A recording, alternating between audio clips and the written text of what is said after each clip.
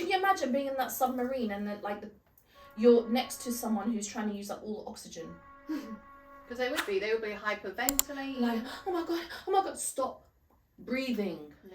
The problem is, I think, when you're wealthy, rich, and you've got so much money and power everywhere you go, you just feel untouchable, like nothing.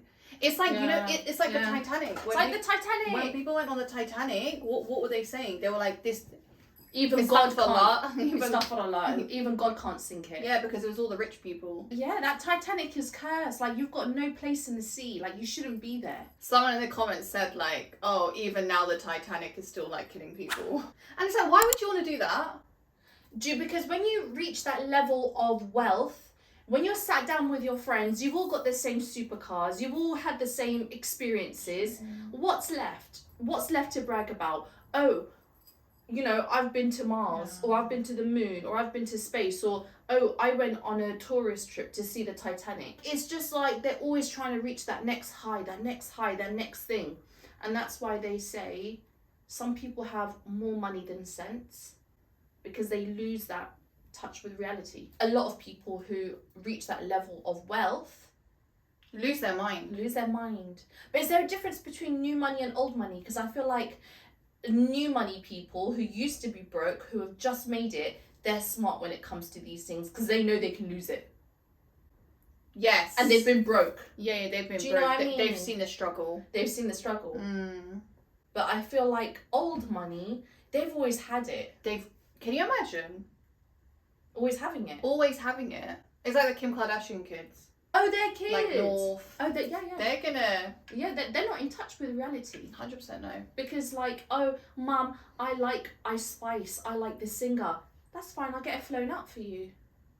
And that's like my daughter who loves Taylor Swift. She's like, Mum, I like this song. Oh, don't worry. Hey, Taylor, can you come see my daughter?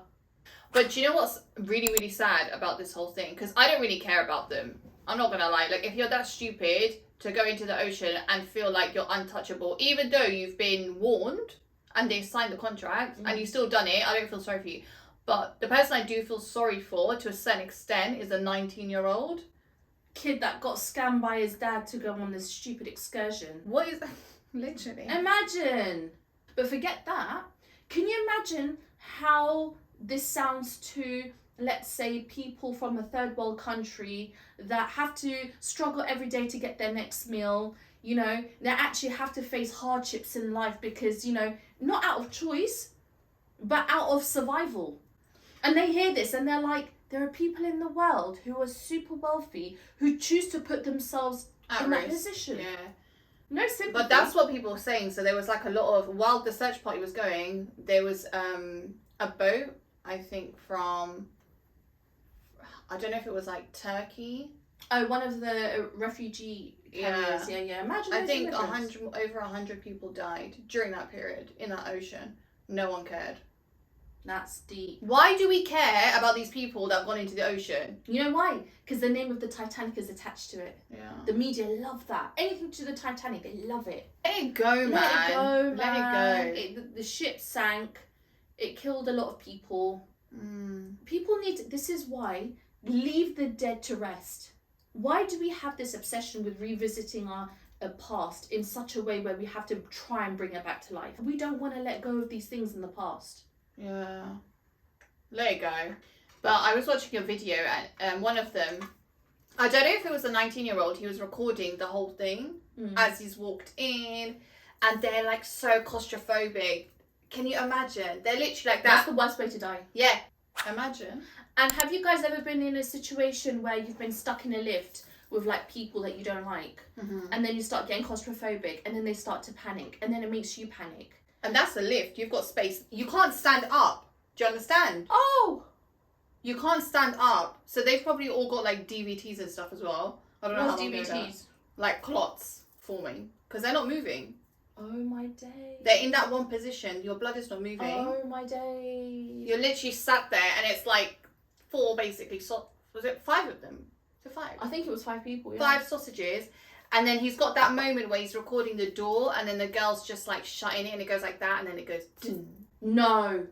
No. And I'm like, oh my I've God. intentionally not searched or Googled this situation because because I'm scared of the sea. You know, I'm horrified when it comes to the sea.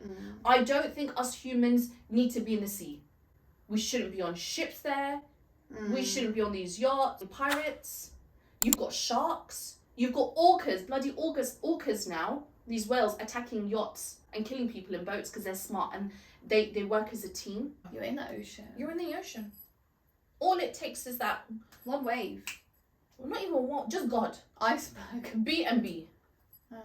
Can you imagine being in that submarine and then you're next to someone who's trying to use up all the oxygen? Because they would be hyperventilating. Like, oh my God, stop breathing. Literally. You don't even know. They probably start punching each other. Maybe one of them strangled the other one to kill them to save oxygen. To save oxygen. You never know. We will never know. Just strangled. Yeah. Shut up.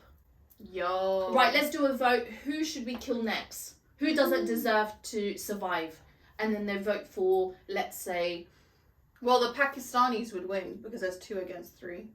And it father and son. So the father and son were Pakistani. Do they not know what's going on in Pakistan?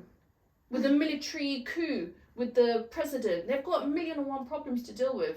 And then you've got this billionaire going into the ocean. I bet the whole of Pakistan is cussing him. Literally. Can you imagine just that moment where the controller stops working? But actually, it's just exploded, isn't it? So imploded. Should I say? Implode. Ooh. Nah. No. I could not. I don't even want to imagine it. There was another incident recently. There was this guy, he had just graduated and he was on a boat party in his graduation. And everyone on the boat was like, we dare you to jump off the boat. And Sharks. Yeah, did you? Yeah.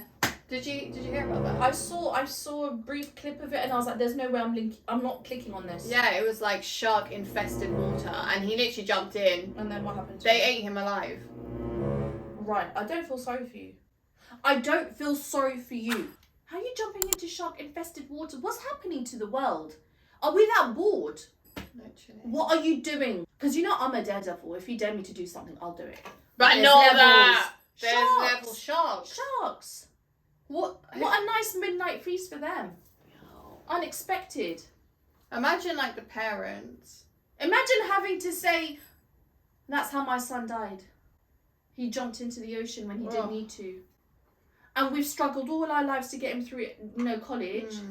We've allowed him on this trip, and this is what he does. Anyways, I don't feel sorry for these people. I honestly don't. No. We live in a crazy world now. Always trying to get to that next One up. level. One up. Oh, you did that? Oh no, but I did that.